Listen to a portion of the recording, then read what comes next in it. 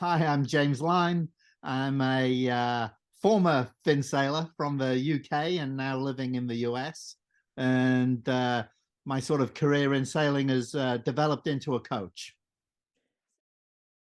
Oh, it's like the sort of start of I got big for lasers and started sailing in the UK with the UK Olympic team, and probably David Howlett is the main reason that I sail fins. He sort of took me under my me under his wing back when I was very young, and sort of showed me how to sail and how to set up the fins. And so I was very lucky to have somebody like David to help in my early days. I sailed Flying Dutchmans for a little bit, but fins sort of on and off for 6 or 7 years. So I think the biggest thing is remembering what a great class it was. It was like a family.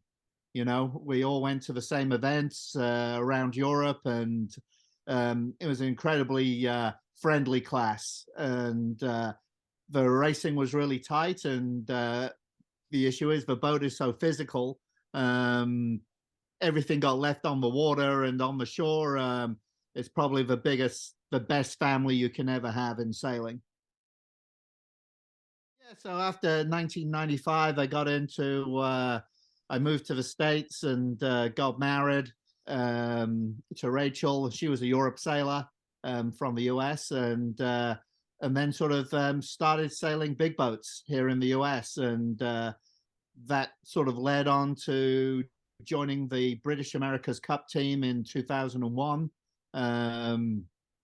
in England, and then on to New Zealand for the America's Cup in 2003. And that was sort of the start of my professional career, and then moved on into coaching for the 2004 Olympics with Kevin Hall in the fin class in Athens, and then moved on to the Yingling class for 2008, and then just kept coaching more and more Melges 32s, far 40s, Melges 20s through the next sort of 10 years.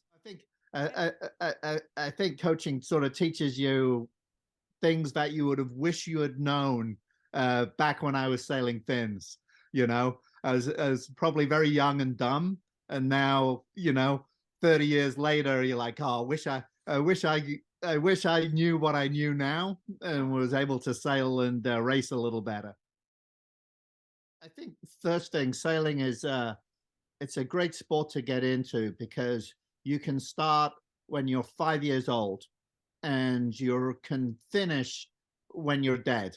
It's a sport for life, and so it's a really pretty special sport that people you sail with at 9 years old, and myself included, I'm still sailing with them and working with them today, over 40 years later, and that's pretty incredible. That people you've known for your whole life are still in your life because of your work through sailing, and that's a pretty special thing. And there are fin sailors that I've known for 30 years now, and they're part of your life, and that's what makes sailing so special against some of the other sports where they're so short in time scale of when you can actually do them. You think of some of the Olympic sports that, basically, if you're a gymnast, you start at 14 and you're done at 20. The part of your life that you do sports is very limited, where sailing, it's pretty incredible that your competitive life is effectively from you start till the last day. Yeah. But, as a sport, we've got a mission, because obviously we sail in the ocean, we sail in the water, and I think, our mission is to have clean oceans, and it's really intrinsic to what we do.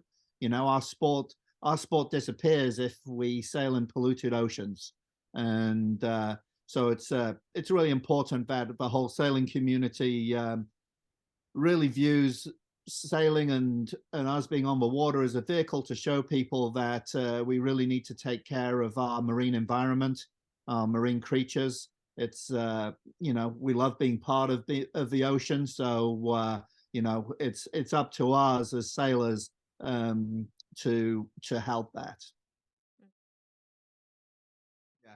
Well, I coach. I'm very lucky to coach Bellamente, which is a mini maxi, and one of the sailors on there is Craig Monk, bronze medalist from Barcelona, Mhm. and he's a good friend, and he's just got back in the Fin, um, sailing in on the west coast here in the U.S., and he's been trying to drag me back to come and sail Fins. I don't know if my back and knees can do any more, but it would be nice to come and sail at one of the Masters regattas, because basically my favorite place to sail in the world is Garda.